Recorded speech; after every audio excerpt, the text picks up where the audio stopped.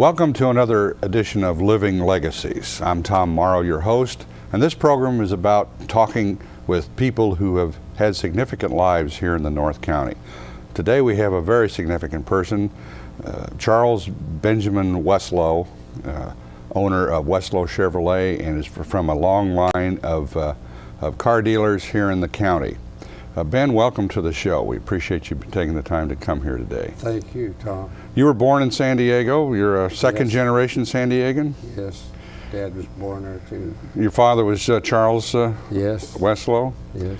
And your folks moved to Ramona early on when you were quite young. How did that happen? Well, actually, we were living in Ramona when I was born, but they left as soon as they got married. They left for Ramona and opened up a service station up there with one gas pump on a vacant lot. This is what, about 1920? About 1920, and Mom borrowed or had saved $500 when they got married, and Dad had to borrow $500 from his dad, who was a butcher in San Diego. $1,000, that was big money in those days. Actually borrowed from his mother because his dad died when he was 16. Your dad operated a gas station, kind of a garage. He was kind of a... Yeah, then he had a garage. He was a mechanic. And when did he get into selling cars? Probably about 1930, around 30. Used cars, buying and trading? And then he had a sub dealership out of KOCT Chevrolet in San Diego. Now in 34, 35, he bought the dealership in Escondido? 35. Well, that was Quality Chevrolet, is that what it was known as? Previously, yes, they called it Weseloh Chevrolet before they renamed it Quality. And they bought it that in 1935. And we moved there January 1st, 1936. Now that's where you went to high school in Escondido. Yes. What year did you graduate? 1942.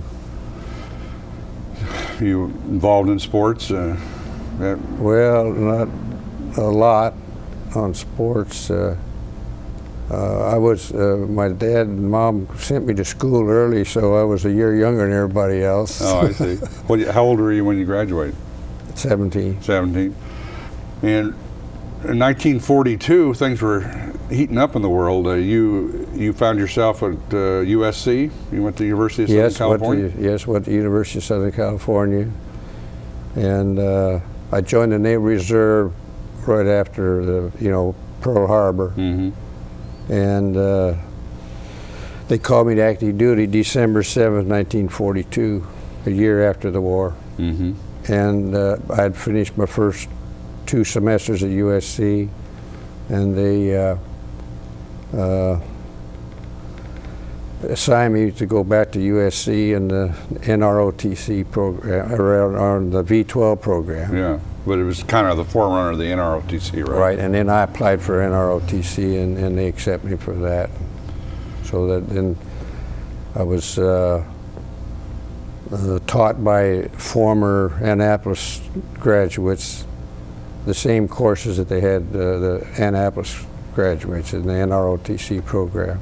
So it was kind of like going to the academy, only on the West Coast version of it. That's right, because the only difference was instead of being engineers, we could be business administration and minored in naval science and tactics. It was basically the same books and same instructors. Books, Now what year did you graduate from USC? February 45. And that you were commissioned and went on active duty? And well, that's right. We were on active duty up at that time. But you went, you got into the real Navy then? That's right. Now, whereabouts were you sent to? We were sent overseas to in the 7th Amphibious Fleet. I was on 2 different LSMs. What is an LSM? Landing ship medium, and carried tanks and other supplies. And so most of the time I spent during the war was in the Philippines. That was in the last days right before the end of the war. That's right. Did you were you in on the Okinawa push? No, we were the last landing in Mindoro was the last one that I was in on, in the Philippines, and it was soon after that we took the two groups that we would have taken on the invasion of Japan. That was one trip that you're glad you missed out on, I bet. Oh yeah, because that would have been a costly one. So, what happened once the war was brought to an end in September of '45? You just basically gotten over there. Where did you go from there? Well, like I said, after the war was over, we took the same two groups up there that we would have taken. The first was the PT squadron support groups, and the mechanics and spare parts. So you really did land in Japan. It's just nobody was firing at you. That's right. And then the second group was the Army Engineers, and so that was in September, in October and November of '46, and we hit the typhoon, and that was kind of exciting. Well, tell me about that typhoon. That was one of the worst in history, wasn't it? Well, it was. These. They didn't give names to them in those days, did they? Well, yes, they did. They sure did, but I can't remember the name of it. All I know is that about 2/3 of the crew was sick for 2 weeks, and another guy and I stood the 4 on and 4 off during that period. So we 2 officers were able to stand watch, and there was about the same proportion of crew. So we stood 4 on 4 off for about 2 weeks. Didn't you tell me that several ships were washed ashore? During Okinawa, that was the same storm that washed destroyers up on the base in Okinawa during that same So it typhoon. hit that whole area that you were in. Yeah, we were like going back and forth from Japan to Philippines. But that's been 50 years ago, right? Can't remember the name of that typhoon. Well, that's right. What? But I'll tell you one thing that I'm very proud of. I'm proud that I lived in a time that I could serve my country. And of course, they called me back for Korea, and I spent another 20 months during the Korean. Well, I was going to say, now you went back to the States, and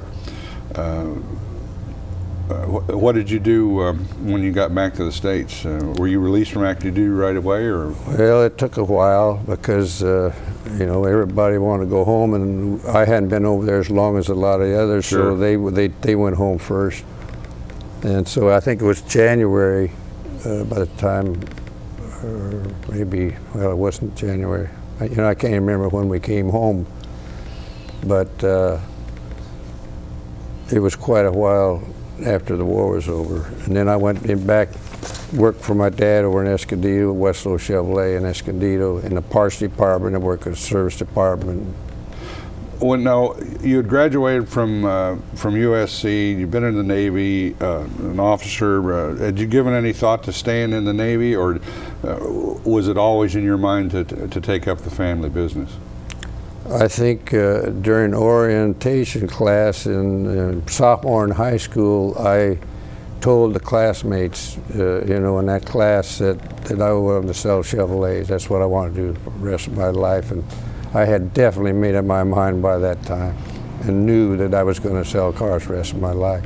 So when was the first Chevrolet, what was the first Chevrolet you sold? First one I sold was to a mechanic. I was selling parts wholesale on the road, and I sold a 48 Chevy Fleet Line Aero sedan to a mechanic at the Vista Grande garage. This was a new car? A new car. It was a demonstrator. Uh-huh. And so it was right towards the tail end of the year before the 49s came out. And that was the first new car I sold.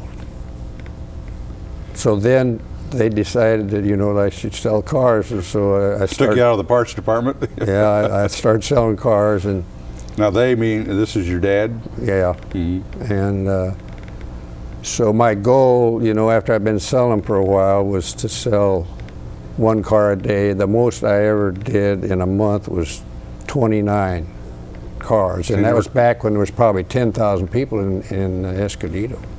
So you never quite made that one car a day for a month, then? It just No, I never close. made the 28 or 30 or 31 in one single month. But that's Yeah. one of my goals, and I had a lot of goals, but that was one that I was pretty proud of because of the number of people over there. Now you were with your dad, and you had a couple of brothers that was in I had the two business? brothers. Yes, I had two brothers, and both of them were in the car business. Now when did the family move into Oceanside? In 1940. Okay, so they 1940. were there during the war then. That's right. In fact, he bought it just before they sold, or the government took Camp Pelton. They bought Camp Santa Margarita Ranch. Who'd your dad buy the Chevrolet dealership from? You know, I can't remember the name, but those two guys, I had sold parts wholesale to them, you know, after that my dad bought them. And, you know, it was just kind of a coincidence that he happened to buy both dealerships, and then just before the war. It was known as Coast Motors, wasn't it? It was Coast Motors. Yeah. See, I got a good memory. Right? So, do you remember those two guys? No, you couldn't remember them, and I didn't. I can see them, and they were good guys. They're very good mechanics, top mechanics. Uh-huh. And you know, it was fun to know them and talk to them. Now, when you did you come to Oceanside before you got recalled to the Korean War, or did you? No, I was still working in Escondido, because after I went home, well, let's see, after I got out of the Navy during Korea, I went back to Escondido for a month or two, and then I came over here. So that would have been in about August of 1952 or 3, I don't know which year. Well, you spent a little time. 53. It was August 53. But before that, you spent a little time on an aircraft carrier in the. Yes, in the I was Pacific? on the Barocco escort carrier for about 6 months, and then when I made lieutenant, then I had to leave the ship because they didn't have anything for me to do on there anymore. Yeah. That's what I told them. Anyhow, I had already proposed to my wife Pat, and so we were going to get married in September, and so I called Washington to see where I might go. And I called Commander Brown down there and got a hold of him. He was writing the lieutenant's orders, so he said, call me in a couple of weeks. So about 2 or 3 weeks before we got married, I called Washington and got a hold of Commander Brown, and he says, you're going to Recruit Training Command, Sandy. I just shouted. I couldn't believe it. Because everybody had kidded me, said they would Shanghai me if I called Washington, because I'm just a reserve. So I really lucked out. Commander Brown, I never did meet him, but later years, Randy Mitchell's wife, I told a story to them, and Carol. believe it or not, Carol was in the office writing orders for that office and worked for Commander Brown. And he was an ex-flyer. He was a flyer. It was a small world. Isn't that something? So after you spent a few months at NTC down in San Diego, and got off active duty, and then you take over the Oceanside office. Well, actually, I came to Oceanside as assistant manager. My dad said I'd probably be here a couple of years before I took over, because it was all kind of prearranged with a man that had it, Lee Kelso, that I would someday take over. And it just so happened that that time came about February 1955, and that's when I took over. The Oceanside was quite a car dealer town in those days. There was a lot of dealerships in the 40s and the 50s here in Oceanside. Well, there was. I mean, that's where you went to buy a new car along the coast, is Oceanside, wasn't it? Well, I'd say so, sure. Where did Weseloh Chevrolet compare with the other dealers as far as volume is concerned? Well, I'll tell you that, it isn't bragging if it's the truth. And we were the top dealership over there for years, and the same in Escondido. So and you supplied campaigns? We outsold Ford, and in those days it was Chevrolet against Ford. And so Dixon was the dealer down there, and I see we've got a picture on the screen now where you supplied the sheriff's department's cars in 1955. So that was Oceanside Police. Oh, that was Oceanside Police? Oceanside Police. Oh, okay. So was that your sale? No, that was Tommy Thomas's. Tommy was a Marine, and he and I were in the parts department and the service department about the same time, and grew up in the business and learned the different parts of the business and became managers, and both became dealers. Well, one of the things that I know have to be very proud of is that you were one of the founding members of the group that started Car Country Carlsbad. Tell me a little bit about that. That was what year did you start planning on that? Back at about 1970 to 71 or 2, we first started having meetings. John Mammo brought that deal to you, didn't he? Yes, and John Mammo attended a lot of our meetings, and he was the man we selected to help us find the proper location. We looked at every piece of property that was available, not only in Oceanside, but in Carlsbad as well, to find that best location. And so that's the one that we chose, and it was the deal was made by John Mammo, and the property was owned by Paul Leckie, and Paul Leckie really and truly wanted to do something to help Carlsbad because they had been good to him. He owned a lot of property down there. Was there some reluctance on your part to leave Oceanside? Yes, I think it always is. I can remember when we left Ramon, I was only 11 years old, but I didn't want to leave my friends up there. Well, in Oceanside, it wasn't so hard because we still would have our friends, and we still lived in Oceanside. We still live to this day in Oceanside, and have since August of 1953.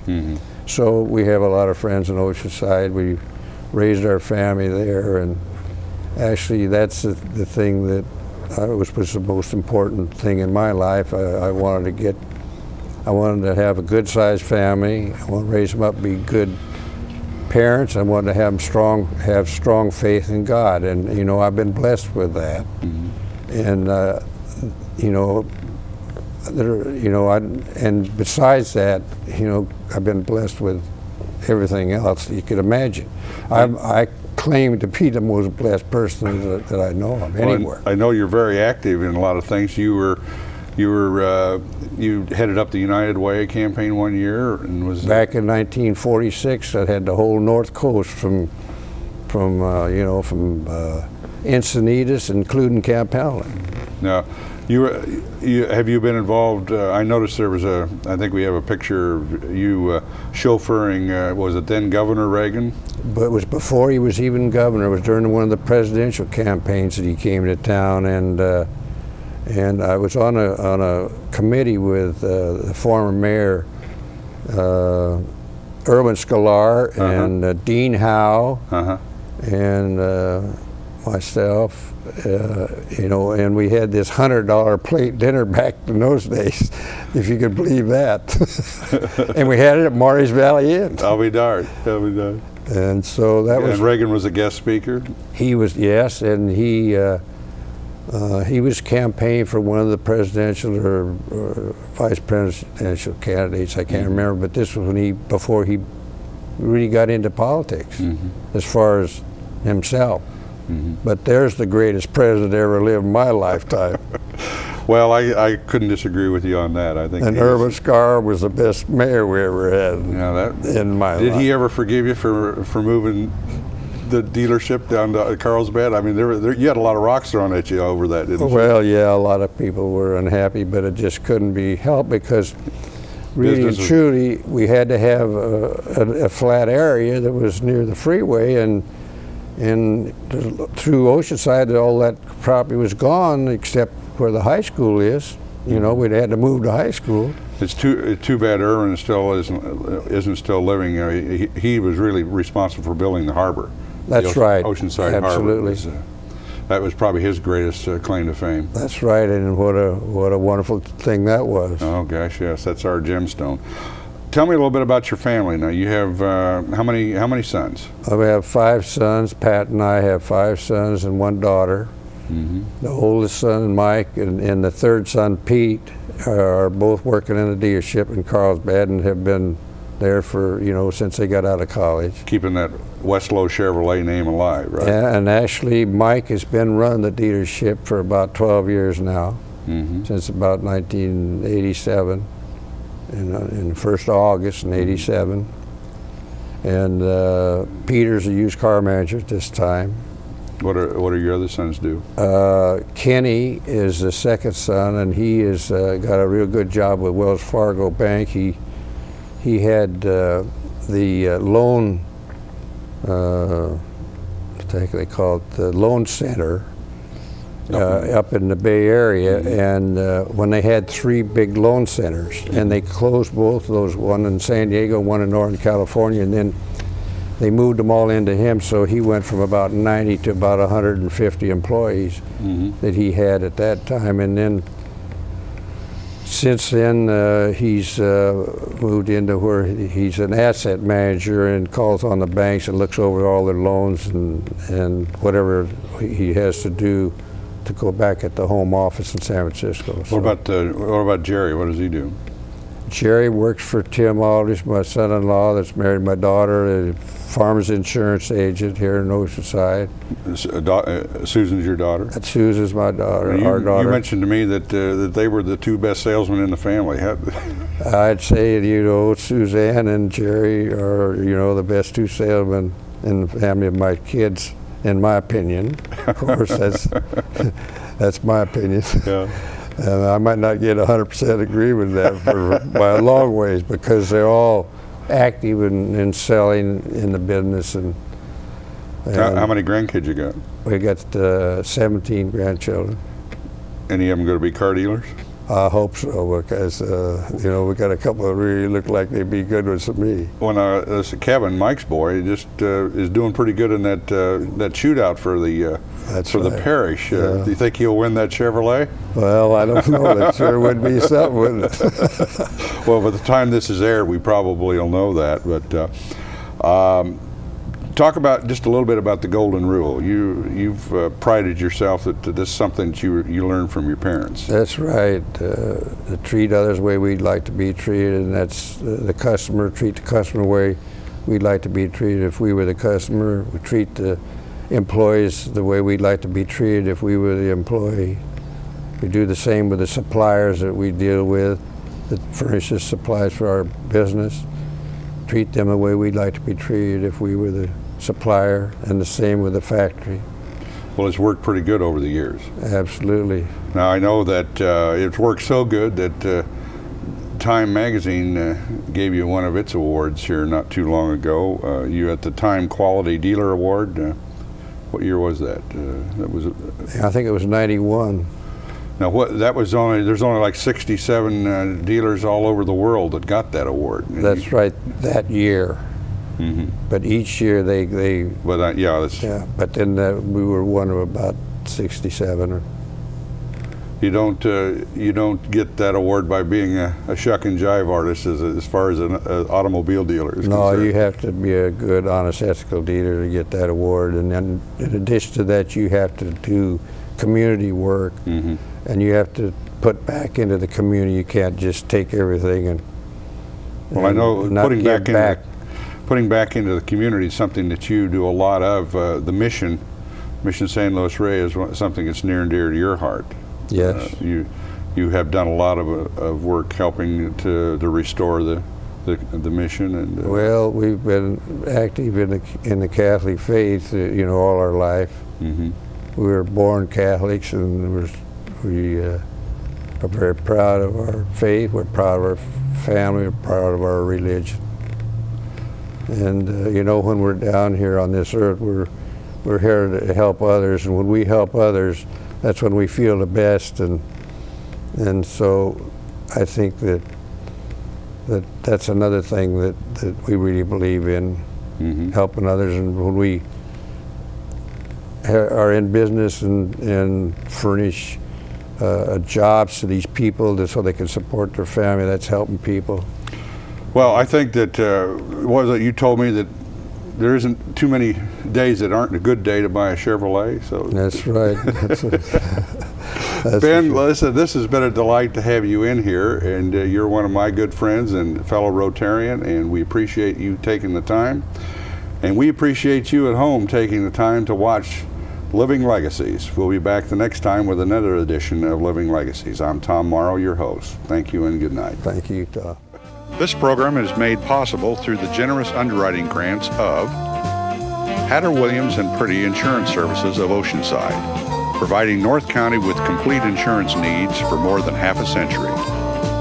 The TriQuest Corporation, providing quality office and manufacturing space in Oceanside. McCabe's Bridge Ocean View Restaurant for fine dining while overlooking the harbor and the Pacific Ocean. And the North County Times, serving all of North County with complete local daily news coverage and internet services.